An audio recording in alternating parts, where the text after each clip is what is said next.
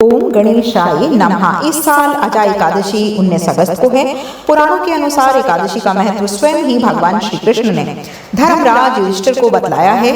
कृष्ण बोले कि भादो मास में कृष्ण पक्ष की एकादशी का नाम अजा है।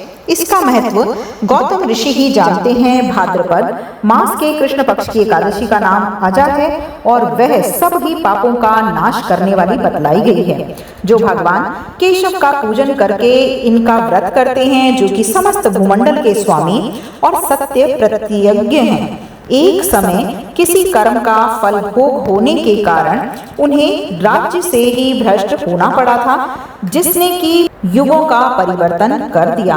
कथा के अनुसार सूर्यवंश में राजा हरिश्चंद्र अयोध्या में हुए थे। उनके द्वार पर एक शाम पट लगा हुआ था, जिसमें मणियों से लिखा हुआ यह लेख था कि इस द्वार से मुंह मांगा दान दिया जाएगा।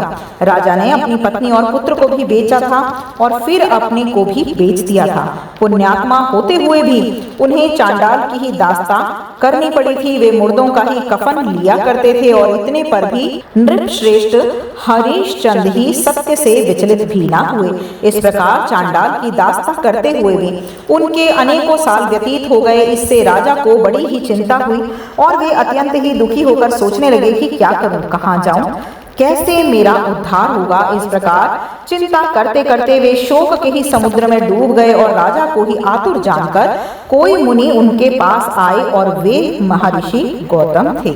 श्रेष्ठ ब्राह्मण को आया देखकर राजा ने उनके चरणों में प्रणाम किया और दोनों हाथ जोड़कर गौतम ऋषि के सामने खड़े होकर अपना सारा ही दुखमय समाचार कह सुनाया। राजा की बात सुनकर गौतम ने कहा कि राजन, भादो के ही कृष्ण पक्ष में ही अत्यंत कल्याणमयी अजा नाम की ही एकादशी आ रही है, जो पुण्य प्रदान करने वाली है। इसका व्रत करो, इससे पाप का अंत होगा। तुम्हारे भाग्य से आज से ही 7वें दिन बाद एकादशी है और उस दिन उपवास करके ही रात में जागरण करो।